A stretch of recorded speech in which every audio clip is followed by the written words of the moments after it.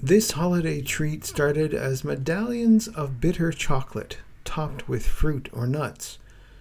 People are clamoring for this sweet as early as September.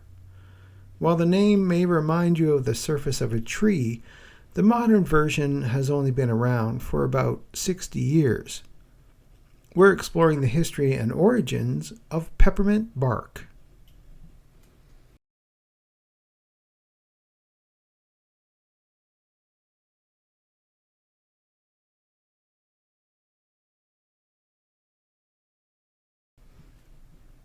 I'm your host, Glenn Warren, and welcome to another serving of Seasons Eatings, the podcast which explores the history and origins of your favorite Christmas foods. Seasons Eatings can be found wherever you download your favorite podcasts. If you haven't already, I would ask you to subscribe. That way you won't miss an episode when it's released, and all future episodes will be available without having you search for them. And if you can please take a minute and leave me a 5-star review, it would be greatly appreciated. And if you let me know you've left a review, I'll send you a Seasons Eating sticker as a personal thank you. Now, if you can't leave a review, then all I ask is to share this podcast with anyone you think would love to learn more about your favorite Christmas foods. Seasons Eatings is also found on Facebook, Instagram, YouTube, and Blue Sky. All the links can be found in the show notes, which can be found on seasonseatingspodcast.com. And while you're there, you can buy me an eggnog. Just click on the little cup at the top of the page and leave a donation for as little as $3. Each donation is used for the running of the podcast and its general upkeep, so any help would be wonderful. Finally, you can let me know how I'm doing, leave a suggestion for a future episode, or just say hello at seasonseatingspodcast@gmail.com. All the links for the podcast can be found in the show notes.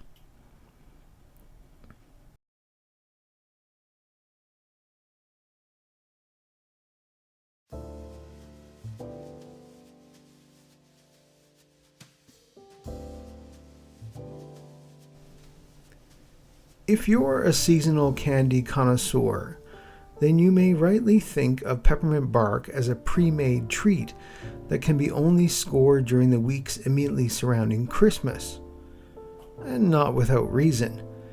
Candy manufacturers like Williams-Sonoma and Ghirardelli have been marketing the commercial version of the confection for the better part of 2 decades. But if you didn't grow up watching a loved one make the sweet treat, you might rightly wonder why so-called peppermint bark is called bark in the first place. After all, most store-bought versions of the treat, aside from the shards of peppermint, tend to resemble a regular chocolate bar. The recipe for peppermint bark uses few ingredients, with only chocolate and mint candies required. Like other forms of sheet candy, such as brittle, peppermint bark is generally made by pouring tempered chocolate over the top of crushed hard peppermint. Once the chocolate has cooled, it's then cut up or broken into smaller pieces. It's easy to see then, while the most commonly accepted origin of chocolate bark comes from the fact that the treat, when finished, resembles the craggy surface of a tree. In all transparency, that was the explanation I was given by all the people and research I've done. As Mental Floss points out, though, the origins of the dessert's name, and indeed the dessert itself, is not entirely certain. One of the oldest records we have of peppermint bark in the U.S. comes from 1966, when a Florida shop called Fine Candies in St. Petersburg was offering the customer's choice of pretzel or peppermint bark for the sweet sale price of $1.19 a pound. And that sale was going on in September, which seems a bit early to shop for holiday confections. One likely theory for why peppermint bark became a Christmas treat is that the confection is a permutation of the classic French dessert, mendiant. Like peppermint bark, mendiants are often broken up into slabs, though they're also very frequently presented in medallion shapes. They're also traditionally made and eaten during the Christmas season. In fact, medallions are one of the 13 desserts served during Christmas in the French region of Provence to represent Jesus and his 12 disciples. Unlike peppermint bark, however, medallions tend to have 4 kinds of treats studded into their surface. In classic medallions, the confections embedded in the chocolate bark are meant to represent the major monastic orders of the Middle Ages, using the color of their robes. Almonds were used for the white cloaks worn by the Dominicans, raisins for the gray robes of the Franciscans, hazelnuts for the brown-robed Carmelites, and dried figs for the purple-clothed Augustinians. As Good Housekeeping points out, the name of the candy itself means begging, in reference to these monks who swore themselves to a life of poverty for the sake of their religion. Today, medallions are made using far more than those 4 ingredients, though most confectioners recommend limiting the toppings to 4 per medallion: cacao nibs, apricot, rose petals, fresh honey, crushed coffee beans, marshmallows, and much more can all be used to put a twist on the Christmas treat. And since peppermint has long been considered a wintry flavor, it can naturally become a stunning addition to any homemade chocolate, whether medallion or bark.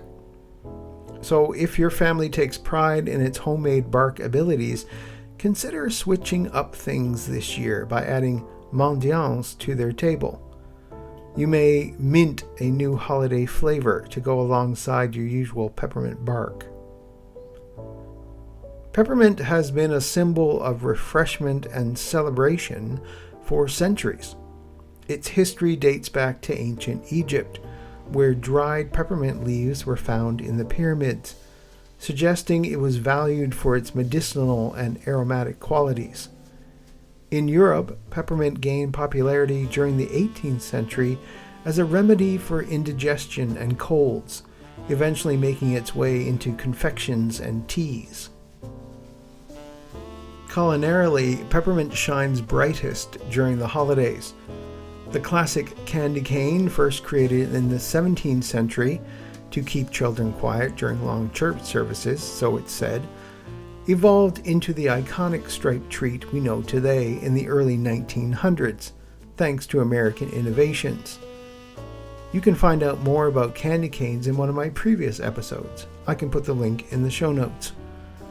This combination of cooling mint and sugaring sweetness became a hallmark of Christmas, evoking a sense of nostalgia and festivity.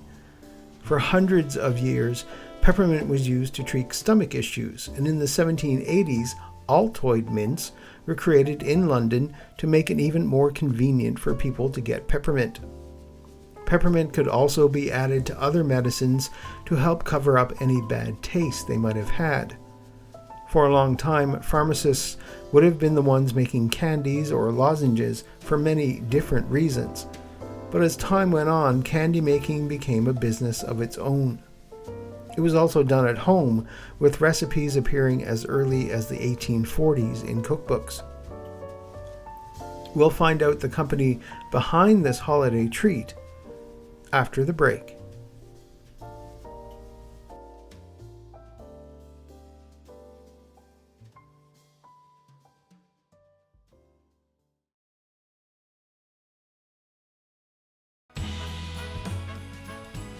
Don't you wish the holidays would last the entire year? Well, now it can.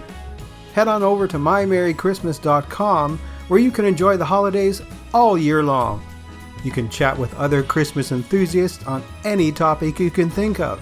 Movies, books, cooking, decorating, anything. If it's about Christmas, it's here. Joining My Merry Christmas is completely free. But if you become a Premier member, you can enjoy extra bonuses such as a yearly Christmas card exchange and Kringle Radio, Santa's exclusive Christmas radio station. For only $19.95, you can become a Premier member of mymerrychristmas.com for a full year. So head on over to mymerrychristmas.com and start enjoying Christmas all year long.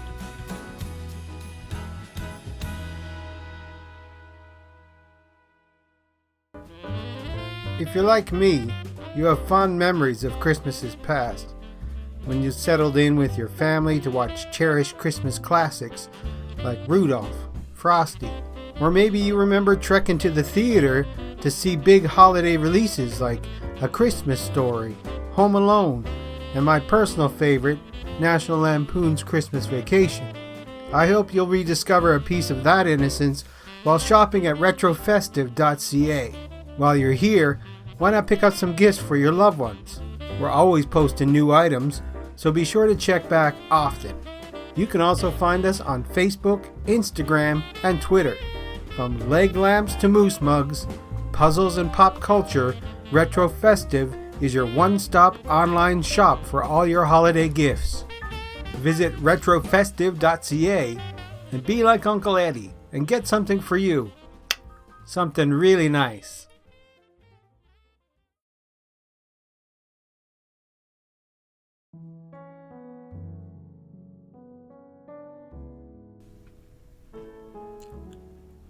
Like many of us holiday enthusiasts, there's a loyal following for peppermint bark. Not long after Labor Day, people start asking for it. They don't care that the temperature outside may be 89 degrees or that there's only 110 days until Christmas. They're ready to get a dose of holiday cheer, and they want it in the form of peppermint top slabs of chocolate. That's why many people get their bark from a kitchen supply store called Williams-Sonoma. Its popularity may be surprising to some, but not to the man who helped create it. Chuck Williams, the W of the brand, was a huge fan of retro candies. And back in 1998, he challenged a team of 3 food merchants to come up with a throwback treat that harkened back to his time as a kid visiting candy stores at Christmas time. After 20 rounds of recipe testing, they created a blend they felt had just the right ratio of dark chocolate, white chocolate, and peppermint, so it wouldn't be cloyingly sweet or overwhelmingly minty. We knew it was a good idea, but we couldn't anticipate that it'd become a phenomenon, one of the creators told Lauren Tazara, Williams-Sonoma Public Relations Manager. It sold out almost immediately, prompting Williams to put it on the cover of the brand's holiday catalog the following year. Serious territory, given that the coveted space is often reserved for big-ticket gifts and gadgets. Looking back, I'm just amazed that they were like, "No, this is going to be it. This is our hit," says Amanda Haas, the brand's culinary director. "We love debuting new products on the cover, but having a food item is rare." The signature recipe for Williams-Sonoma's iconic peppermint bark combines a custom blend of light and dark guittard chocolate, layered with triple distilled peppermint oil to create a seasonal confection that is often replicated, but never matched in quality or flavor to the Williams-Sonoma standard. Those who eagerly await the annual arrival of Williams-Sonoma peppermint bark contribute to the consumption of over 1 million pounds of guittard chocolate and 65,000 pounds of peppermint candy pieces. From start to finish, each batch of Williams-Sonoma peppermint bark takes more than 24 hours to make, and it takes Williams-Sonoma's chocolatiers over 12 weeks to produce enough peppermint bark to satiate the demand from customers. The popularity of peppermint bark has prompted Williams-Sonoma to also carry 35 different peppermint bark flavored products, ranging from peppermint bark pretzels and cookies to a peppermint bark flavored espresso mini martini mix. Williams-Sonoma doesn't use any old cocoa to create its bark. The company worked with Guittard to create a proprietary blend of dark chocolate and another for its white chocolate that only it can use. and there's no way they're spilling what exactly that mix is. From first bite, it's easy to tell the dark chocolate's a little more bitter to offset the sweetness of the white chocolate, but the real surprise is how thoroughly the bark is infused with peppermint. That's a secret they will spill. It's because they use triple distilled peppermint oil in the chocolate, in addition to topping it with the crushed peppermint candies. Good luck finding triple distilled oil, though. In 2023, to celebrate the 25th anniversary of the original peppermint bark, Williams-Sonoma, together with Visa, launched a Chance to Win in Every Tin campaign. There were over 1,500 gift cards hidden inside select original peppermint bark tins, with one tin containing a grand prize of a $1,000 Williams-Sonoma gift card. We are proud to be the originators of the peppermint bark trend, having developed a flavor profile that has become as synonymous with the holidays as pumpkin spice is with fall, says Williams-Sonoma President Felix Carbido. For 25 years, our customers have celebrated the start of the holiday season with our signature peppermint bark, and we are excited to offer a commemorative tin this year in recognition of its anniversary. That was at the 25th anniversary in 2023. Another company, Ghirardelli, introduced their peppermint bark squares back in 2004. Ghirardelli Chocolate Company has been a visionary in the confectionery industry since 1852, when the company opened its first confectionery shop in San Francisco. Today, Ghirardelli is celebrated as the longest continually operated chocolatier in America and has delighted consumers with new chocolate experiences for nearly 2 centuries, ranging from confections, baking, and food service products. From the outset, they thought to raise the bar for peppermint bark. Like with all other products, quality is paramount. Since then, the treat has become synonymous with the holiday season. They've amassed quite a fan base. Ghirardelli has become the U.S. peppermint bark market leader in terms of sales.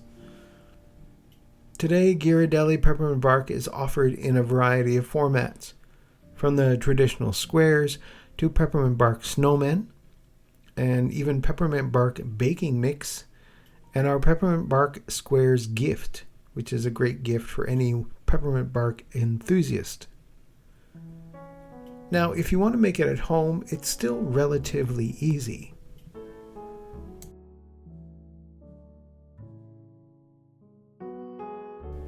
Place 2 cups of the semi-sweet chocolate chips or baking pieces in a large microwave-safe bowl and microwave on low in increments of 30 seconds.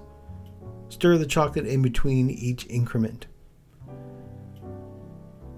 Optional, you can add a little bit of peppermint extract for extra peppermint taste into the melted dark chocolate. Then pour the melted chocolate onto the baking sheet with parchment paper and spread out to a nice thin layer. Set into the refrigerator for 20 minutes or until the chocolate is set. And while the semi-sweet chocolate is setting, place 2 cups of white chocolate chips or baking pieces into... No, that is not right.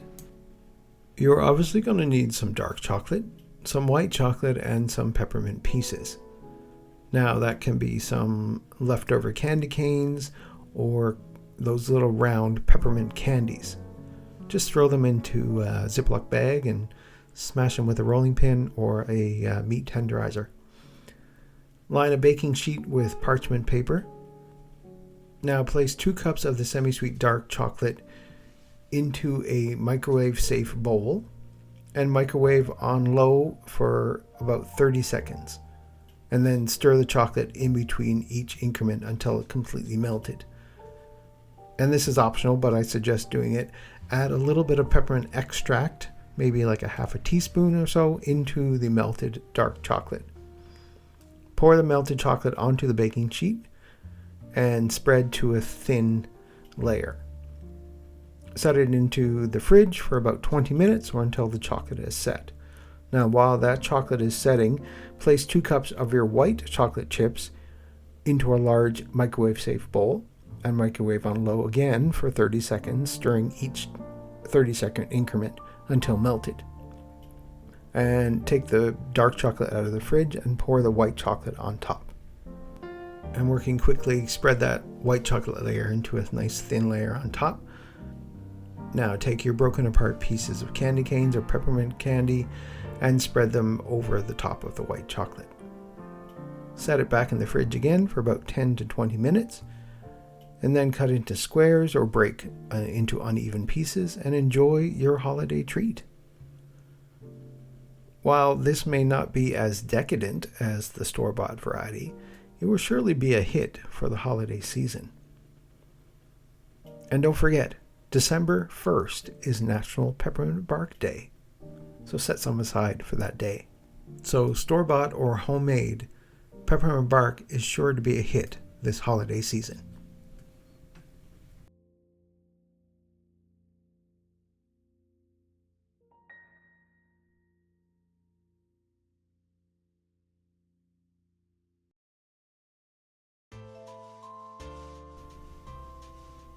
I'm your host, Glenn Warren, and thank you for listening to this serving of Seasons Eatings. Seasons Eatings is available on YouTube, Blue Sky, and wherever you get your favorite podcasts. Please, if you leave a review about the show so we can spread the Christmas cheer. Also, I would love to hear from you. Send me an email at seasonseatingspodcast@gmail.com to let me know how you like the show, suggestions for a future episode, or just to say hi. If you let me know that you've left a review, I'll send you a Seasons Eating sticker for your trouble, as well as my unwavering gratitude. And if you're feeling extra generous this season, you can buy me an eggnog. Head on over to seasonseatingpodcast.com and click on the little cup in the corner. Each small donation helps with the daily running of the podcast and is greatly appreciated. And while you're at seasonseatings.com, click on the merch tab. There's got to be some great gift ready for your next holiday season. All music for Seasons Eatings is used under the Creative Commons license.